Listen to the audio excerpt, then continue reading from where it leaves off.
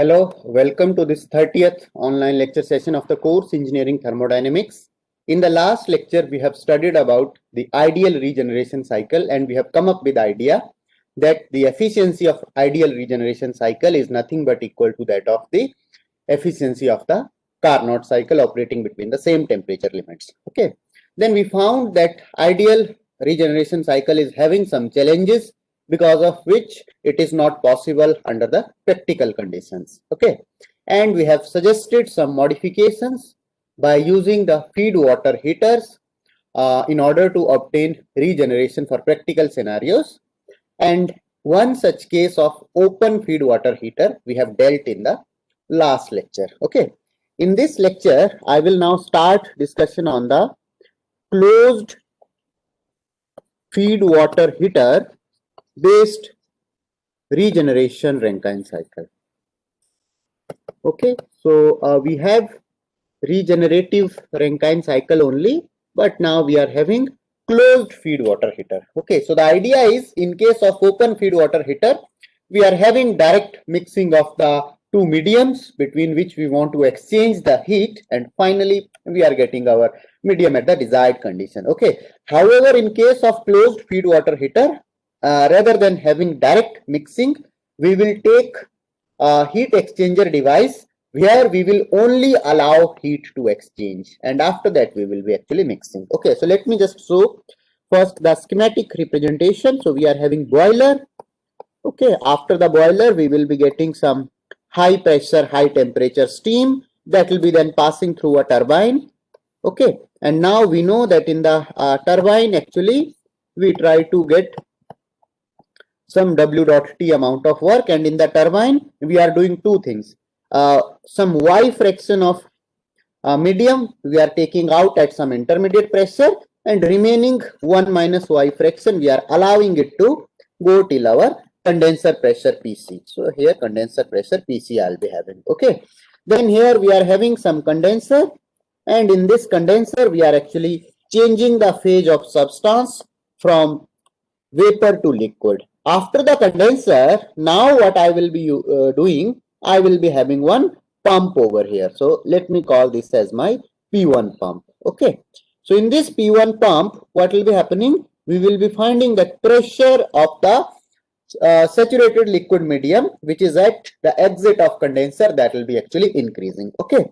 Now we have to see that this pressure, in case of open feed water heater, what we were doing, we were increasing this pressure only up to the intermediate pressure Pi. Okay. However, in this particular closed feed water heater, what we will be using, this pump we will be utilizing to increase the pressure of our medium till our boiler pressure PB. So one important difference is there in between closed and open feed water heater. In case of open feed water heater, we are doing the direct mixing of this extracted stream, whatever the steam we have extracted from the turbine at intermediate pressure, and this liquid after the pump. So when we are doing direct mixing, obviously we have to maintain their pressure condition as same. Okay, then only we will not be having any backflow kind of situation. However, in case of closed feed water heater, we will not allow physical mixing between the two. Rather, we will be having some heat exchanger like arrangement, which will only allow heat transfer to take place, and two different hot and cold streams will be moving in their different baths, and they will not come in physical contact. Okay, so over here what I can do, I can increase this pressure inside this pump till my boiler pressure PB. So that's why here whatever this 1 minus Y fraction we are having, we are increasing its pressure till the boiler pressure PB. Okay, after this what I will be now doing, this is now I have some medium at boiler pressure PB. So now I will be using one device which I will be calling as nothing but my closed feed water heater. Okay, so the characteristic of this closed feed water heater is that it will not allow physical mixing, only it will allow heat exchange. So one medium I have passed over here and another medium is actually entering from here. Now these two will not physically mix, these will only exchange the heat. Okay, so let me consider this Y fraction whatever I had got this Y fraction is actually coming out over here now. So obviously when this Y fraction will be coming out, its enthalpy value will be changing. Similarly, this 1 minus Y fraction, what I was having, this 1 minus Y fraction is also coming out something like this, and this 1 minus Y is already having the boiler pressure, whereas this Y steam is having, actually Y stream is having the pressure equal to that of intermediate pressure. Okay, so now before sending to the boiler, obviously I have to mix both these. So what I will be using, I will be using some pump 2. So I will be using some pump 2, and this pump 2 will be now increasing the pressure of this one from intermediate pressure Pi to boiler pressure Pb. Okay, so I'll be increasing the pressure. Once we have increased the pressure, then we will be using another device. Let me call that device as nothing but my mixing chamber. Okay, so this device is now nothing but mixing chamber. In this mixing chamber, what will be happening? This medium will enter from here, and another medium, this will enter from another side, and finally these will be having physical mixing. And after the physical mixing, what we will be having? We will be having finally our medium, which will be actually entering inside the boiler. Okay, so this is how our circuit of the closed feed water heater. Now let me mark the numbers. So this is say point number 1. This is say thermodynamic state number 2. Over here, let me call this as say state number 3. Let me call this as state number 4. Here I am calling say state number 5. Okay, and this after mixing I am calling as a state number 6. Then here I have 7. This intermediate is say 8, and this over here in the exit of the turbine, say it is state number 9. Okay, so different states also I have marked. Now let me plot the TS diagram for the same. Okay, so let me now plot the property diagram, which is our TS diagram. Okay, so on this TS diagram, first I will be plotting the liquid vapor dome. After that, I will plot 3 different pressure lines. So this is my top pressure line here, having pressure equal to that of boiler pressure. Then this is my say intermediate pressure line. This intermediate pressure line is having Pi pressure, and then finally I will be having my last line, which will be corresponding to our condenser pressure. So this line is having pressure equal to PC. Okay, now let me first start from point number 1. So this is my point number 1, condenser inlet. Okay, now what I am doing, while I am heating at the condenser inlet, what I am doing, I am basically while I have passed this condenser outlet through the pump, I am now increasing its pressure from condenser pressure PC to boiler pressure PB. Okay, so inside the pump process will be reversible adiabatic, so that's why entropy will remain constant, and pressure is actually increasing, and this pressure is increasing from condenser pressure to boiler pressure. So this is my process number 1 to 2. Okay, this is my process number 1 to 2 inside the first pump. Now let me consider that say somewhere over here, this is my superheated state number 7, and from this state number 7 I have first expansion of entire medium in my turbine till intermediate pressure Pi. Okay, and at the intermediate pressure now, if this is my thermodynamic state number 8, at this particular state I have taken out some Y fraction. Okay, and whatever 1 minus Y fraction has remained, that I allowed to expand in the turbine till my condenser pressure PC. Okay, and then from 9 to 1 is the actually process inside the condenser.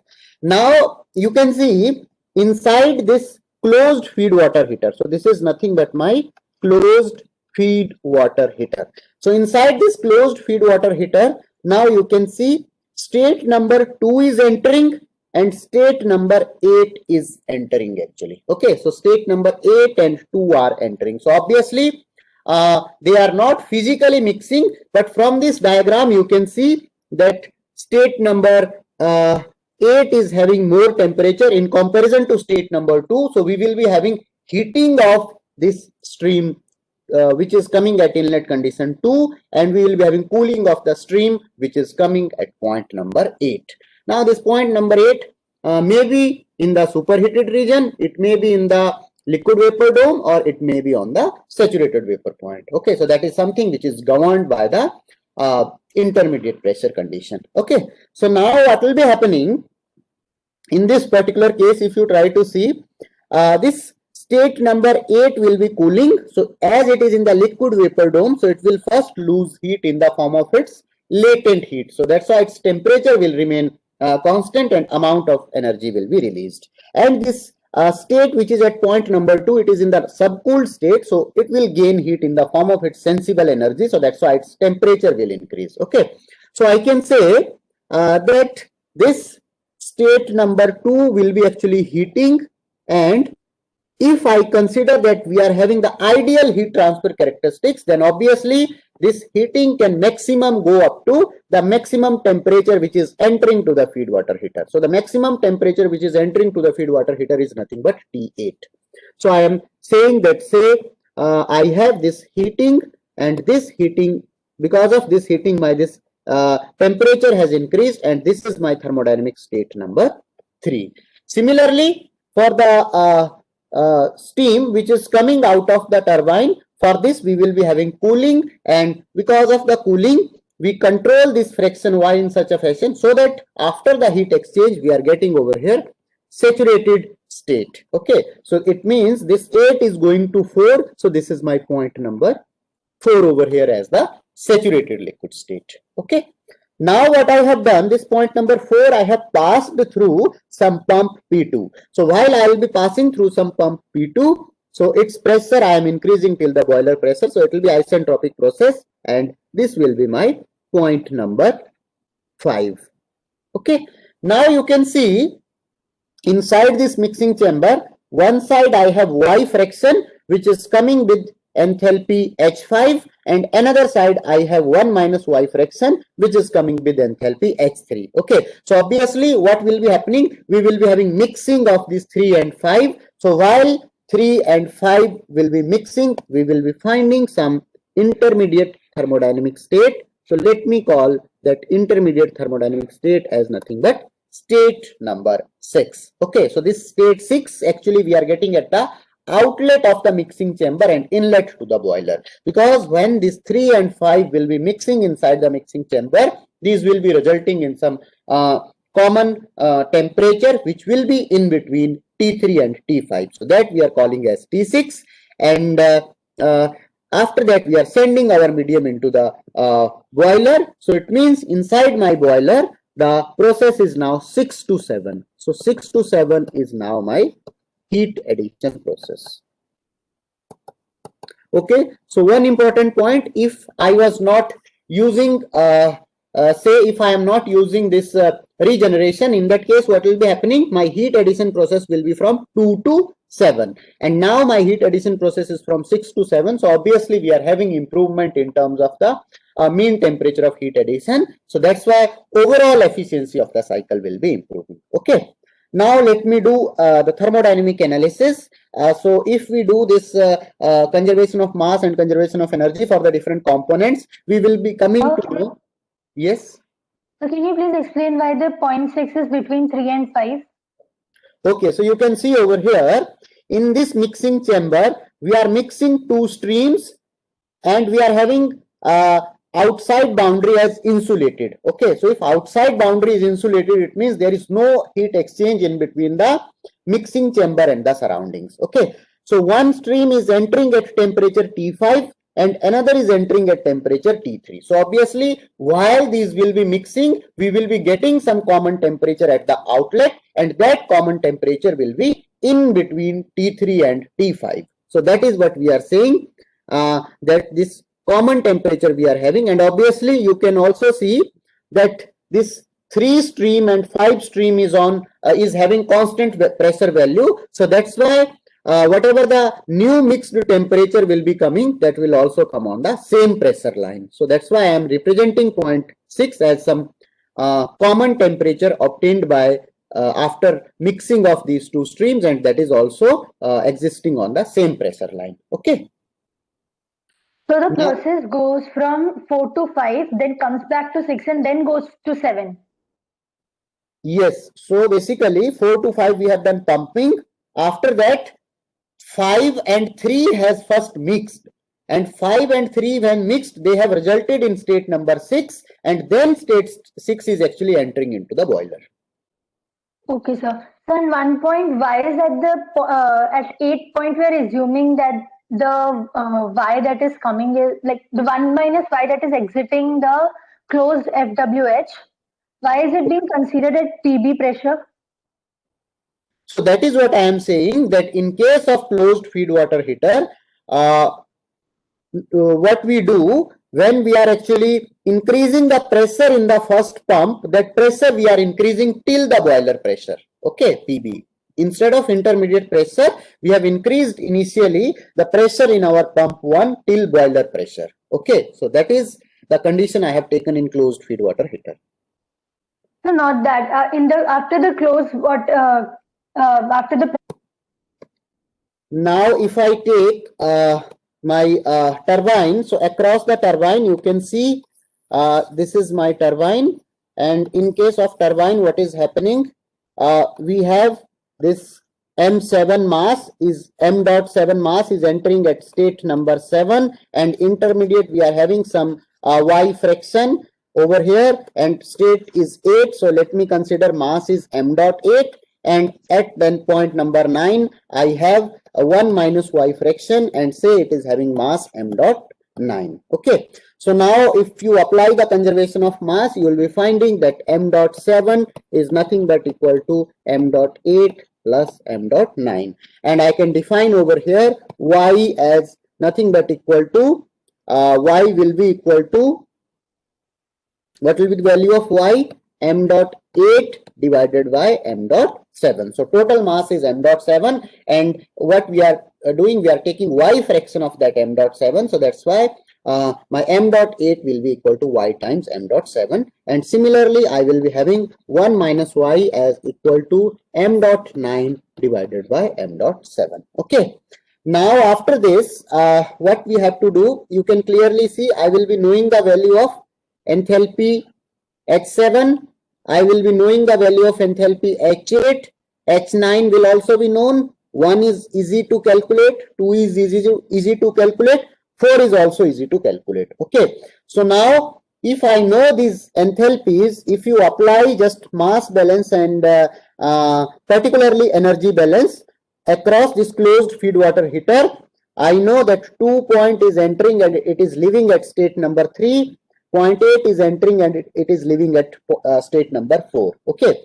So I will be able to determine the value of fraction Y if I know the value of enthalpy H3. Okay. So now this is one important point. How to find out value of enthalpy H3? Can anyone tell me? If you see, point number H3 is in the subcooled state, okay, or compressed state. And we know we can approximate that value of this property in the subcooled state will be nearly equal to value of the property at the saturated state. Okay. So from here I can take value of property equal to saturated state at the given temperature condition. Okay. So that is something which we have seen previously. So here I can, because I know that temperature of point number 3 is nothing but equal to temperature of point number 4. If I consider the ideal heat transfer situation, by considering that, I can say that enthalpy at point number 3 will be nearly equal to enthalpy at point number 4. Okay. So this is how we calculate the enthalpy of point number 3, because if we have to calculate the fraction y, we should also know the value of enthalpy of point number 3. So value of enthalpy of point number 3 will be nearly equal to enthalpy of point number 4, because temperature of point 3 is equal to temperature of point 4. Okay, and in the compressed or subcooled state, we know that value of property can be closely approximated to the saturated liquid property at the given temperature condition. Okay, so that's why one approximation I am taking over here, that H3 is nearly equal to H4. If I take this approximation and now if I apply mass balance, if I now apply energy balance across the closed feed water heater, I will be able to determine the value of fraction Y. Okay, so now Sir? let's try this. Sir? Okay, so let me now apply the energy balance. So what is the inlet point? What are the inlet conditions? You can see to this closed feed water heater, m dot 8 mass is entering, and that mass is actually carrying enthalpy H8 and it is leaving with enthalpy H4. Okay, so I can write m dot 8 into H8 minus H4.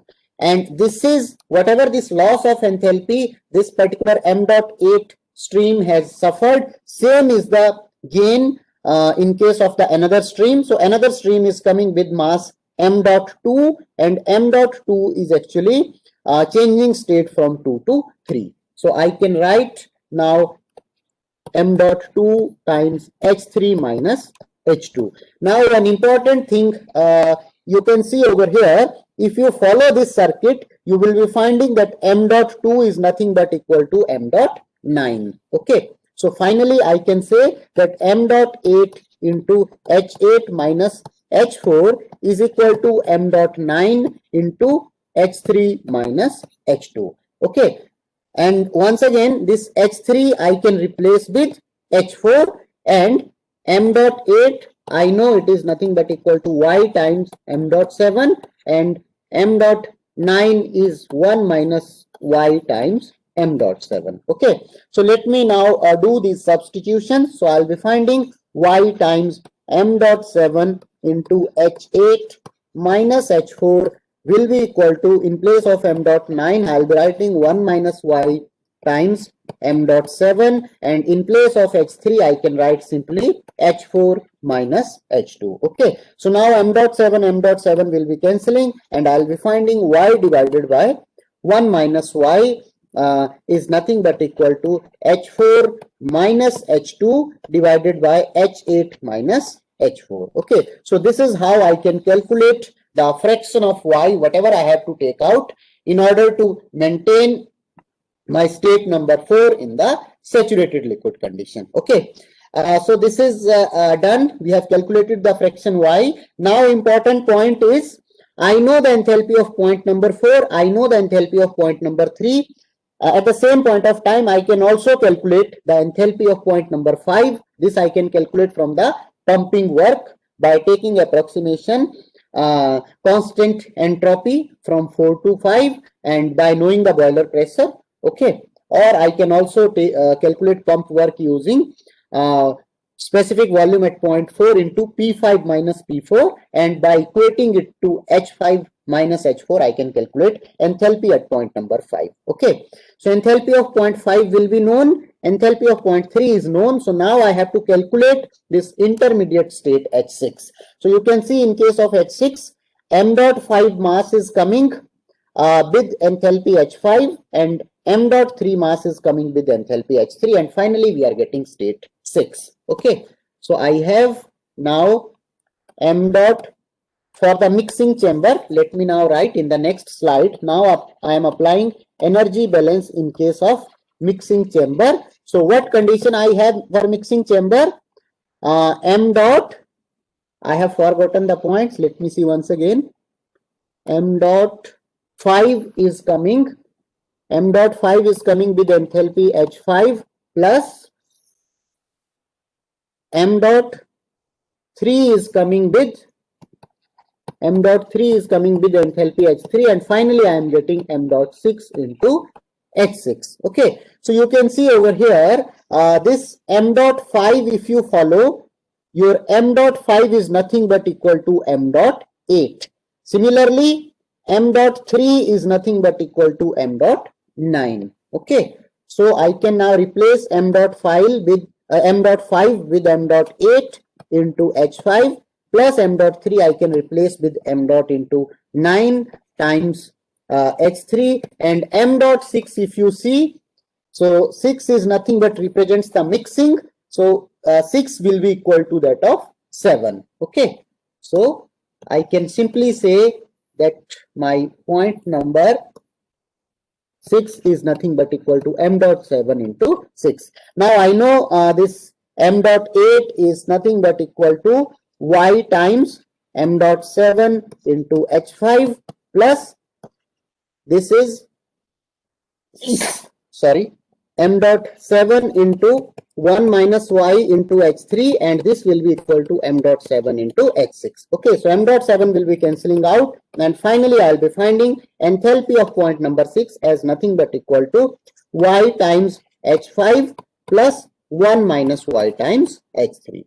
Okay, so this is how I can calculate the enthalpy of point number 6. Once I have calculated the enthalpy of point number 6, I can calculate all other values. Okay, so now if I have to calculate heat transfer addition inside the boiler is nothing but equal to m dot 7 is the mass flow rate into H7 minus H6. And if I have to calculate work done in the turbine, so work done in the turbine already I have told you in last class also. Let me once again tell you. So 7 to 8 we are having expansion of entire stream, and 8 to 9 we are having expansion of only 1 minus y fraction. Okay, so that's why I can say that my work done inside the turbine will be nothing but equal to m dot 7 into H7 minus H8 plus m dot 7 into 1 minus y into H8 minus H9. This is my work done inside the turbine. Now if you talk about pump work, so in case of first pump, we will be having... Sorry to interrupt you, but in the previous equation that you wrote, shouldn't it be 1 minus y into H5 plus y into H3? 1 minus y into H5 plus y into H3 equal to H6. why 1 minus y? You are saying? That is what I have written. M dot 5 is equal to m dot 9. Yes, so that is what I have written. Na? So you have written m dot 5 equal to m dot 8. So if you carefully look, it is m dot 5 equal to m dot 8. Okay.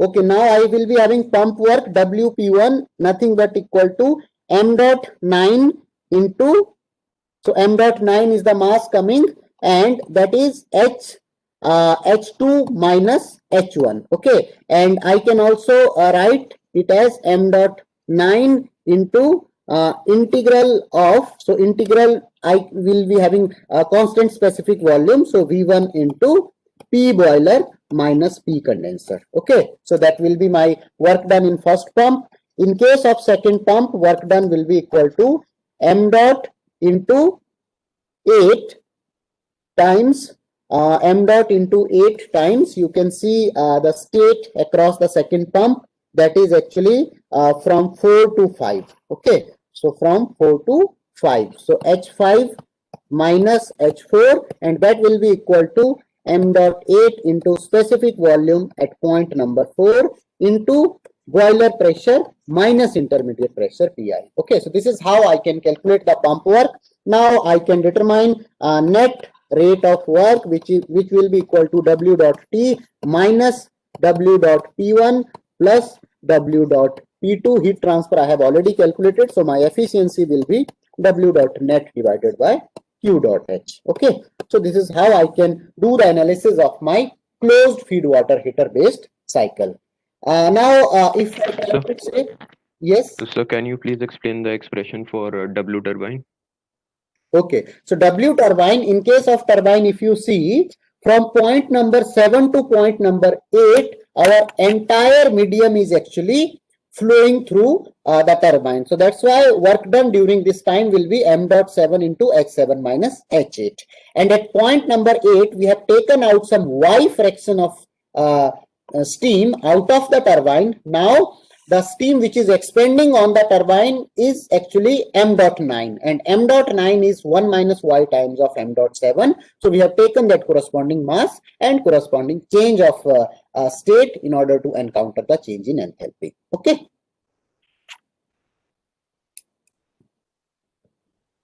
Now we have seen the operation of both closed as well as the open feed water heater. So open feed water heater is actually having a slightly easy circuit, okay, and at the same point of time we are having direct mixing in case of open feed water heater, so that's why it is having high heat transfer rate also, okay. And in case of closed feed water heater, actually our network is very complex, and heat transfer rate will be slightly less in comparison to the open feed water heater, because we are not having the direct physical contact between the mediums where we want to exchange the heat, okay. Now it is one very important point, that what should be the maximum number of regenerations in a plant. Okay, so maximum number of regeneration stages. So till now I have shown you only a single stage for open feed water heater and single stage for closed feed water heater. Like this, I may have number of intermediate pressures P1, P2, P3, etc. And I may have number of intermediate regeneration stages. Obviously, if we increase the number of regeneration stages, we will be having some improvement in efficiency. But what should be the maximum number of regeneration stages that we should use in our power plant? Okay. So for that, one important thing, one important plot I would like to show over here. So let me consider efficiency along ordinate and say number of stages I will be showing along abscissa. Okay, so I'll be having some efficiency. So this is efficiency of the normal Rankine cycle, which is operating without the regeneration. Okay, and another efficiency band I will be showing. So this is the efficiency of the Carnot cycle, which we will be only able to achieve if we are having ideal regeneration. Okay, so now if we keep on increasing the number of regeneration stages, what will be happening? Say this is my first regeneration stage. So when I'll be going to first regeneration stage, I'll be having some significant improvement in efficiency. Say another, I have taken some second regeneration stage. So obviously I have some improvement in efficiency, but now the rate of efficiency has decreased actually. Okay, so whatever the amount of efficiency improvement was there upon the inclusion of first stage, when I shifted from first to second, that amount has actually decreased in improvement of efficiency. So if I follow this particular curve, it will be having nature something like this. Okay, so it means this is corresponding to 3 stages of regeneration, this is corresponding to 4 stages of regeneration, and this is corresponding to 5 stages of regeneration. So you can see when we are increasing the number of regeneration stages, obviously we have some improvement in efficiency, but that improvement in efficiency is actually the amount by which improvement is happening, that amount is actually decreasing. Okay, and after a certain point we will be finding that improvement in efficiency is actually very small. Okay, so what generally happens if we keep on increasing the number of regeneration stages, obviously we have to install additional pumps, heat exchangers, pipe networks, etc. So we require significant amount of capital investment also in order to install such devices. So beyond certain limit of number of regeneration stages, we will be finding that whatever the amount of cost we are spending on capital investment for installing these different components, that is actually not being justified in terms of the improvement in efficiency we are obtaining. Okay, so that's why for ideal that's why for practical regeneration conditions, we try to operate regeneration below the 5 number of stages. Okay, so at max we go up to 5 number of regeneration stages. Okay. Now, apart from this, we have one very important topic, which is our actual Rankine cycle. Okay, so what is the meaning between, what is the difference between actual and the ideal cycle?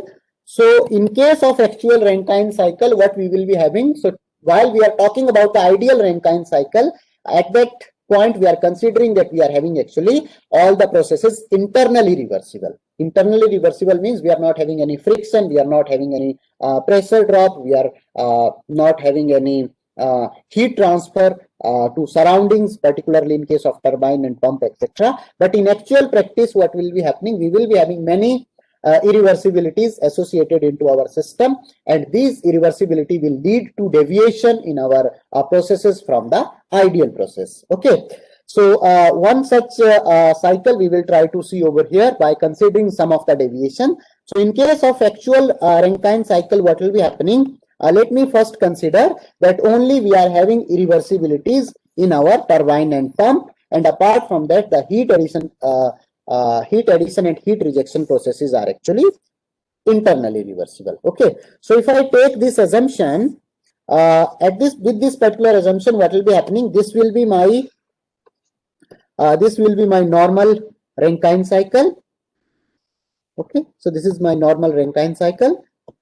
Now, if I consider that my heat addition and heat rejection processes are internally reversible and only irreversibilities are associated with the expansion and the compression process, then what will be happening? I will be having over here some entropy generation during the expansion in the turbine. So because of that, I will be having my exit state. I will be having exit state somewhere over here as 4' instead of state number 4. Okay, so this is if I am considering the irreversibility in my turbine. Similarly, if I consider irreversibility in my pump, I will be having actually state as somewhere over here. So this will be my state number 2' instead of state 2. Okay, now this is when we consider the irreversibility, and we know that isentropic efficiency of turbine will be nothing but equal to H3 minus H4' divided by H3 minus H4. Similarly, isentropic efficiency of the pump will be equal to H2 minus H1 divided by H2' minus H1. Okay, so if I know the ideal process and if I know the isentropic efficiency, I can calculate what will be my actual point. What will be my actual exit state at the outlet of pump as well as the turbine. Okay, now, so this is when we considered only irreversibilities in pump and turbine. Okay, so these are the usual irreversibilities which we have seen earlier also. Okay, now apart from that, one important thing will be happening in case of heat exchange process also we will be having certain losses. Okay, so now let me consider the losses in heat exchange process. So if I consider losses in heat exchange process, this is my TS diagram. This is say liquid vapor dome. So this is the constant pressure line. This is the constant pressure line, and this is the low pressure line, condenser pressure line. Okay, now what will be happening when my point will be entering at inlet state? Say this is 2 is my inlet state. It will not follow constant pressure line. Why it will not follow constant pressure line inside the boiler? We know that inside boiler is nothing but a heat exchanger. So inside boiler we will be having number of tubes, and through each of these tubes we will be having the flow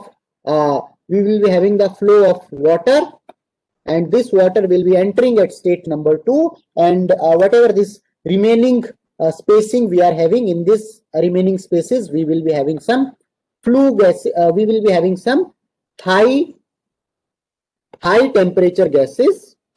We will be having some high temperature gases which will be coming from the furnace to heat this water and to create steam. Okay, so while this water will be flowing through the tubes inside the boiler, if we consider the viscosity of water. Okay, so if we consider the viscosity of water, obviously viscosity of water will provide some resistance to the flow. So because of that, we will not be having constant pressure situation from inlet to outlet. Rather, we will be having certain drop of pressure because of the viscous effects. Okay, so that's why what will be happening while my heat addition process will take place. In this heat addition process, instead of moving along the constant pressure line, my medium will be having actually decrease in pressure while it will move from inlet to outlet. Okay, so what I will be having? I will be having decrease in pressure. This is one very, very important point. I will be having decrease in pressure. Okay, so because of the decrease in pressure, say if this was my earlier point A, which was supposed to be there at the outlet, I will be having some point B.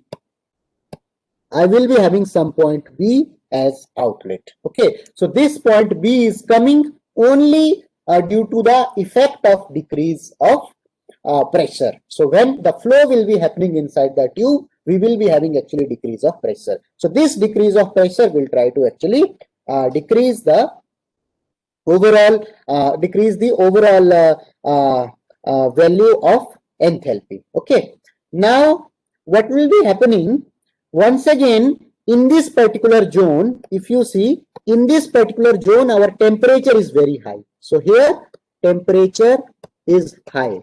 So because of the high temperature, we provide certain insulation, okay, in our pipe which connects our boiler to the turbine. Okay, but what will be happening, though we are having some insulation, but as we know that insulation is not a perfect insulation always. Okay, so that's why there will be certain amount of heat loss while our medium is transferring from boiler exit to the turbine inlet. Okay, so because of that, along with the so this we were having the effect of decrease of pressure. Apart from that, so you can see the effect of decrease of pressure. Because of this, you can see that entropy of point B is more in comparison to entropy of point A. Okay, so because of this friction, we are having decrease of pressure, and that decrease of pressure has attempted to create some entropy generation. Okay, now in what I have told you, that after the boiler and before entry to the turbine, we will be having some pipe, and inside this pipe we are having some high temperature medium which is flowing. Okay, so in this particular pipe we will be having some heat loss to surroundings. Here we will be having some loss of heat to the surrounding. If we are having some loss of heat to the surrounding, so obviously that loss of heat, what it will try to do, it will try to decrease the entropy. So that's why what we will be finding, that we will be having decrease in pressure also, and at the same point of time we will be having decrease in entropy. Why decrease in entropy? Because del Q term is actually negative for this medium. From here we are having some heat loss to the surrounding. So I will be finding my point number C somewhere over here. Similarly, if I see, say this is my exit state at condenser inlet. So what will be happening inside the condenser also, we will be having some pressure drop. So that's why my line will not be exactly horizontal, rather I will be having some inclined line which will show the decrease of pressure while medium will be flowing through the tubes of the condenser. Okay, so now if I combine irreversibility in pump, irreversibility in turbine and condenser as well as the boiler, I will be getting some cycle which we call as nothing but our actual cycle. So let me first draw the liquid vapor dome TS, and let me first draw the constant pressure lines. So this is my boiler pressure PB, and this is say my condenser pressure PC. Okay, so now what I will be having, if I draw now the actual cycle, so I will be finding that my this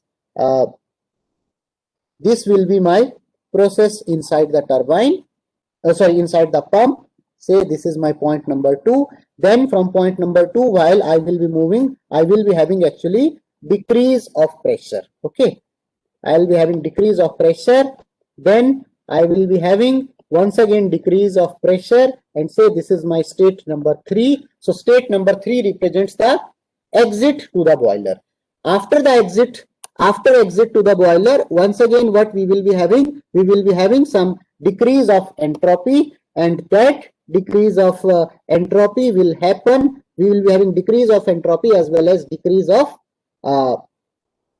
pressure. So that decrease of entropy and the pressure will happen in our pipe, which is connecting boiler and turbine. And then from point number 4, I will be having now expansion process, and this expansion process will happen in turbine. So I will be having some generation of entropy. So this is, say, my point number 5. And after point number 5, I will be having now process inside the condenser, and inside the condenser also I will be having some decrease of pressure.